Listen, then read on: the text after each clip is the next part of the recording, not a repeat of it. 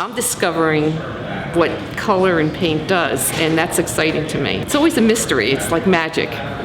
And I guess that's the child in me. I love magic. I love things that just happen. So. Are you an Irish dancer? No, I can't dance. As I learned at the opening of her 5th show at Philadelphia's Rosenfeld Gallery, Rita Siemienski Smith was in advertising design for many years. She is the mother of 4 sons.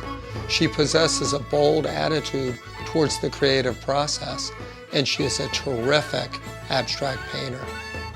Oh, I almost forgot. She's also the grandmother of Irish dancing identical twins. Go!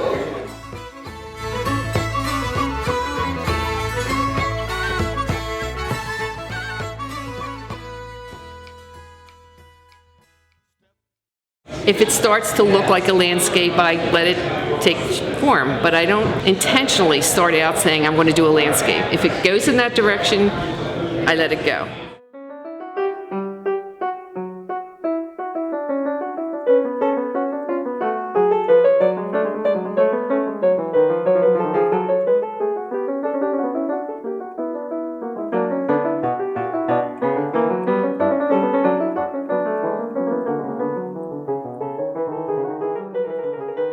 In advertising and illustration, you were always given a project where you had to illustrate someone else's idea. In painting, I like the freedom of having the paint tell me where it's going.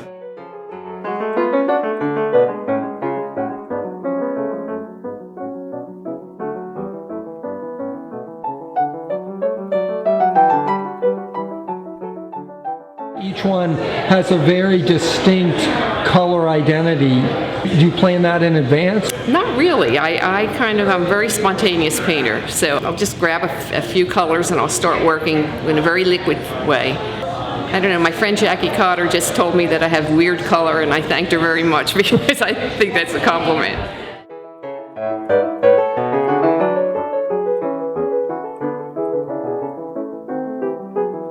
I love to draw, and I still carry a sketchbook when we travel, and I do a lot of linear drawings, and what they become are ideas for shapes and patterns in space.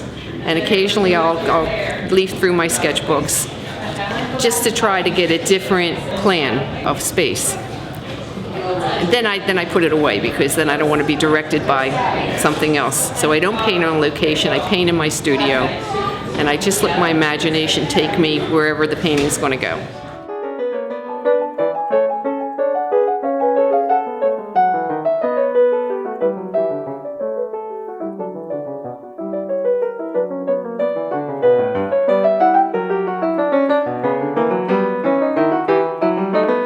I don't use brushes a lot until I think something has to be erased.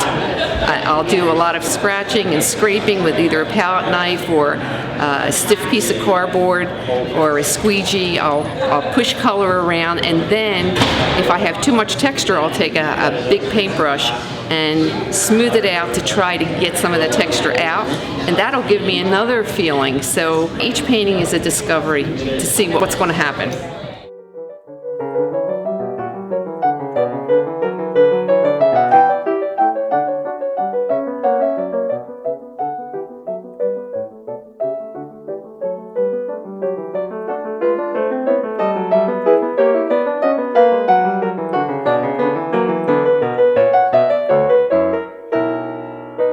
The beginning is very quick.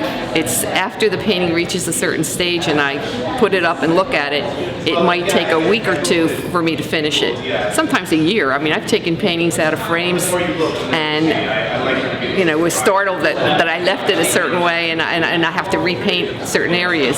I don't often do that, but that just happened to me recently.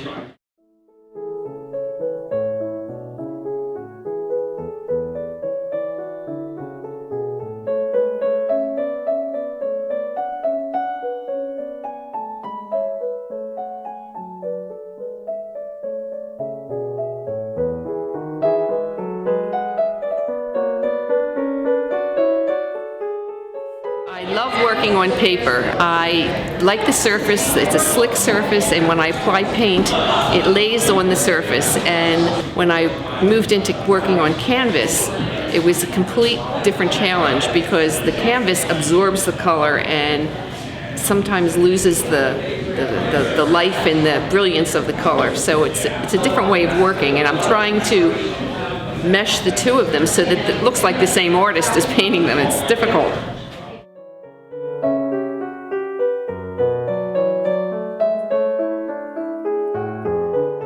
I'm not afraid of ruining something. One of the paintings in the show, there was an area that everybody loved. A lot of my friends would walk through the studio and say, "Oh, don't touch that, it's finished." But if I don't feel it's there yet, I have to keep working. Well, I worked around this one area so much that I couldn't work the paint. The painting was just not working. So one day I came in and I said, I can't save this one spot. I painted it completely out, and it freed me to finish the painting because I was trying to save this little precious thing, which is, nothing's precious. You know, you can't have fear when you paint. You just have to jump in, and I love to do an ugly painting because I learn more from a really bad painting than anything that comes easily. So. Wisdom from the grandmother of Irish dancers. Yay. Thanks, Rita. You're welcome. On Raglan Road, on an autumn day, I saw her first and knew that her dark hair would weave a snare that I might one day rue. Rita, this is the greatest thing I've ever had in my life. Oh, I'm so happy. No music.